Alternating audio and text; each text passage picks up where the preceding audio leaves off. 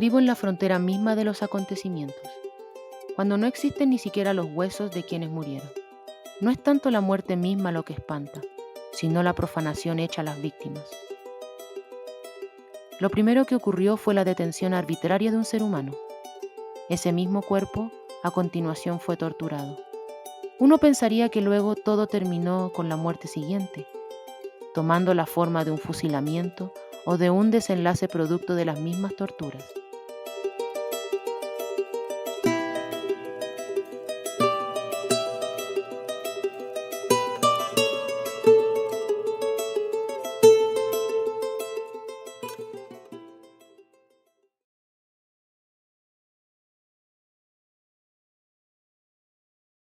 Bienvenidos al último capítulo de esta primera temporada de Última Página, y tenemos el agrado de contar con Jaime Córdoba, editor del libro Diario de un naufragio, que nos cuenta, ¿no es cierto?, la vida de Alfredo, profesor mío, una persona entrañable, una persona que me enseñó y que nos enseñó una generación completa a generar una comunidad, a amar el cine desde lo que lo vertebra, desde la pasión, desde el romanticismo, desde la historia.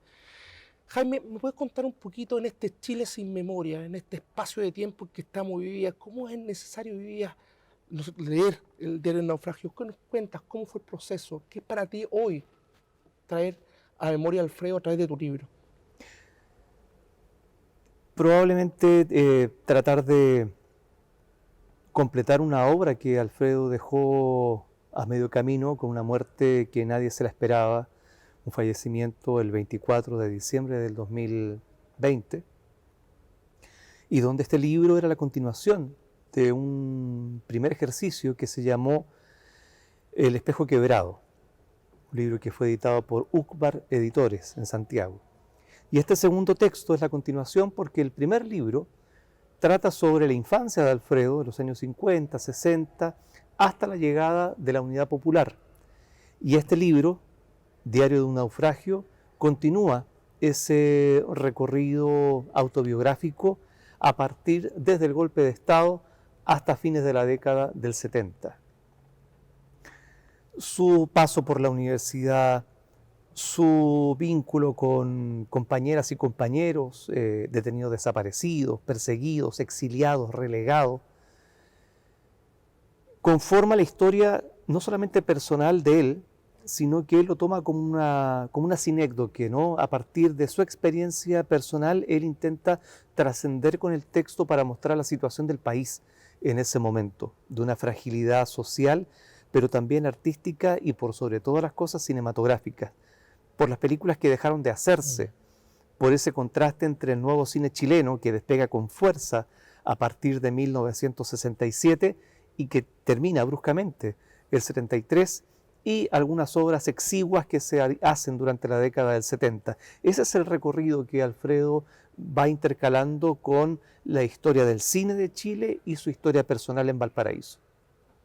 Jaime, con respecto al tema del cine, ¿no? Con lo que ha pasado con respecto a esta cámara que está presente y que de alguna otra manera subyace a todo el contenido histórico, no solamente de Chile, sino que también de Latinoamérica.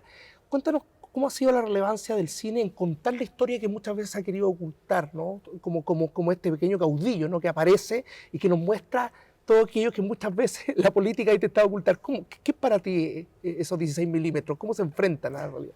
Bueno, en el caso de Chile es penosa la situación porque faltan las películas definitivas y aclaratorias de un periodo sobre la Unidad Popular, sobre el golpe de Estado, sobre la dictadura en general. Las películas que se han hecho en Chile pecan de ser, yo diría, sin lugar a dudas, anecdóticas al momento de tomar la historia, enfrentarse con la historia. Se toma como contexto donde los acontecimientos políticos graves vividos en el país le pasan por el lado a los protagonistas, no los afectan directamente, no se encuentran con la historia, sino que esta es una anécdota que se usa como marco de fondo para que pase por detrás. Si lo comparamos con el cine brasileño, el cine boliviano de Jorge Sanginés e incluso algunas películas argentinas, estoy pensando en La Patagonia Rebelde de Héctor Olivera del 74 o en La Historia Oficial de Luis Puenzo del 85, que tocan temas claves como los asesinatos obreros en la Patagonia, proceso llamado de pacificación, eufemísticamente, o bien el tráfico de bebés nacidos de mujeres en cautiverio tras la dictadura de los años 70 y que son ofrecidos a matrimonios que no tienen hijos o bien para sacarlos del país. Ahí nos encontramos con un cine que enfrenta su historia no con situaciones que uno puede decir, mira, esta es una metáfora respecto a... No, son películas frontales que toman la historia, la retratan de forma vívida y dolorosa, y por lo tanto son películas que han trascendido en el tiempo y que le han permitido al pueblo argentino, de alguna u otra forma, no hacer las paces con el pasado, pero sí ver reflejada en la pantalla de cine su historia, Las Madres de Mayo, por ejemplo. En Chile eso no se ha dado, y no creo que se vaya a dar, porque somos cobardes, ¿no? Como sociedad, como país, y los cineastas, por sobre todas las cosas, no leen, no estudian, no escriben, y por lo tanto con esa cantidad de deficiencia intelectual, moral y también ética, es muy difícil que podamos tener un cine que examine las heridas de la historia para restañar esos daños. ¿Y lo que hace Patricio Guzmán con la batalla de Chile te parece también parte de ese mismo esquema? Patricio Guzmán me parece que es un personaje bastante cuestionable, lo mismo que Miguel Litín, en el sentido de que lleva su nombre a la película. Él dirige algunas secuencias donde aparece él entrevistando a los upelientos y a la gente de Plaza Italia hacia arriba. Pero todas las imágenes de contexto fueron hechas por camarógrafos de Canal 9, que no están acreditados en la película. Y la película no es tanto de Patricio Guzmán, sino que es una película, yo diría, con toda razón, hecha por Pedro Chaskel, quien estuvo sentado frente a la moviola desde 1974 hasta 1979, cuando se estrena la última parte de la trilogía. Curiosamente, Guzmán no vuelve a trabajar con Chaskel, quien le armó la película, así como Litín tampoco vuelve a trabajar con Héctor Ríos ni Pedro Chaskel, quienes también son, yo diría, los responsables detrás del Chacal de Nahuel Toro. Entonces, yo no hablaría de autores, Perfecto. sino de circunstancias históricas, donde ellos se vieron beneficiados de un contexto y de la gente que trabajó en ese proyecto.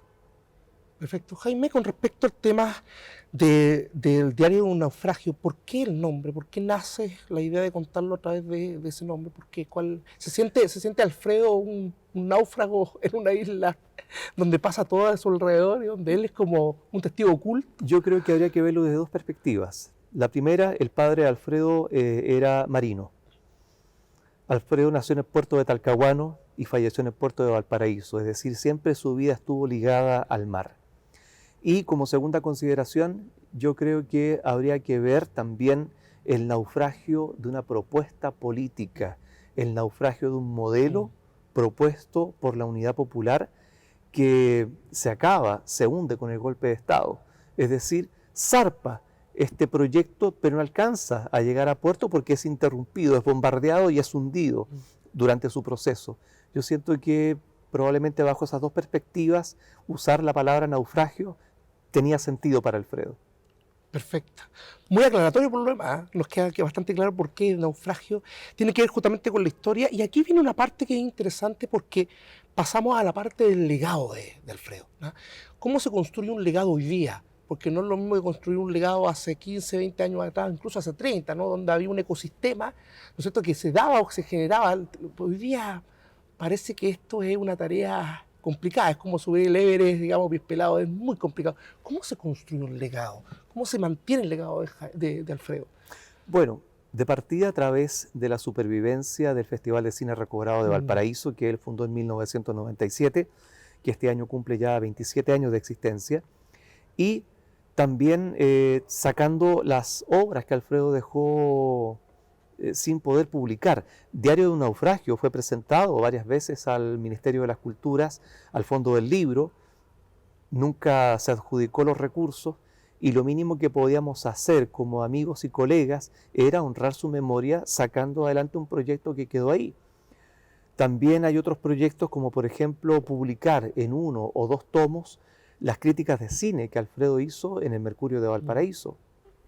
Son varias críticas Estamos haciendo una selección y después empezaremos a buscar los recursos, probablemente los mismos sponsors que permitieron la existencia de este libro, para poder seguir dándole a conocer a la gente, a los estudiantes, su visión crítica respecto al cine, al lenguaje cinematográfico y al oficio del crítico cinematográfico, que hoy día también está más o menos perdido. Sí, exactamente.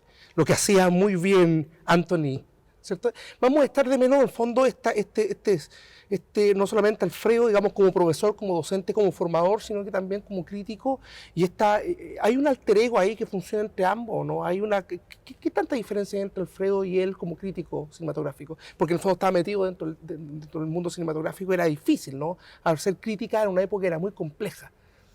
Claro, los 90, trabajando para el Mercurio, él siempre firmaba sus críticas como Antoine Doinel. Sí.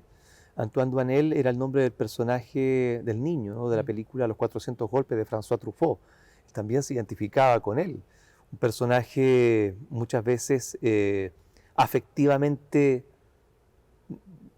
no quiero decir complejo, pero sí una personalidad que estaba atenta y probablemente ya venía un poco descorazonada acerca del mundo de los adultos. Y con esto me refiero al mundo de la cultura en Valparaíso, al mundo de la política en Chile. Es decir, un joven inocente hasta cierto punto, pero que sabe cuál va a ser el futuro y sabe lo que le depara la adultez. Yo creo que bajo esa perspectiva Alfredo toma este nombre de Antoine Doinel para hacer su crítica cinematográfica, una crítica literaria, diría yo, en su redacción, profunda, fundamentada, y donde de repente le tocaba hacer críticas de películas que se estaban estrenando y no eran de su interés, ¿no? No le colocaba mucho esfuerzo, 2, 3 párrafos y listo, pasó la película. Sin embargo, películas más artísticas o de ciertos autores que a él le gustaba mucho, por supuesto que había una profundidad en su texto. Hoy día es difícil hacer eso porque los medios de comunicación han reducido de forma considerable el espacio para hacer una crítica.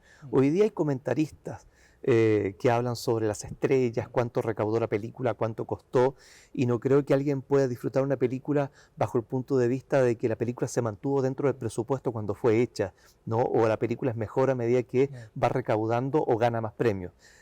Esas son tonteras, pero lamentablemente la crítica cinematográfica se ha visto reducida a eso, porque es lo que vende y es lo que a la gente le interesa, es decir, lo superficial, la anécdota. Gracias, Jaime, por tu última reflexión.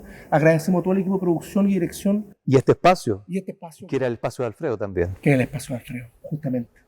A tu memoria, Alfredo, estés muy bien allá, con tu cámara, observándonos y llevándonos parte de tu historia y tu legado en este maravilloso libro que recrea Jaime, con esta investigación preciosa que hizo. Así que los invito a ser parte de un tramo, de un trayecto de lo que era Alfredo y lo que fue su vida.